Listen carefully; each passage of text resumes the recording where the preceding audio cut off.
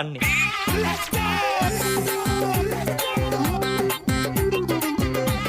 අල්ලපු ගෙදර එකක් සැටි දැම්ම වගේ බං මලම කරදරයක් අපු මේක මේ මුකුත් කාලයිමුද නාලා ඉන්න දැන් මං ඇඳුම් ගෙනාවිත් නැහනේ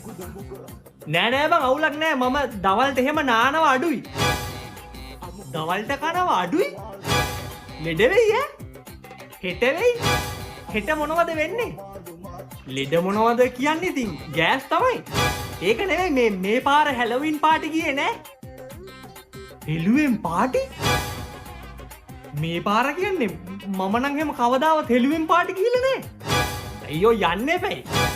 මම නම් මේ පාර දෙකකටම ගියා ඈ හෙළුවෙන් හැලොවින් තමයි වයිෆ් අවුලක් නැද්ද එහෙම අවුලක් නෑ අපි දෙන්නම තමයි ගියේ ඈ වයිෆු ගියේ නැතු ඉතින් දෙන්නම එකට තමයි එක හැලොවින් පාටි එකකට ගියේ පුදුම සද්දයක් නේ අකෝ ඒක කතා කරනව හෙන්නේ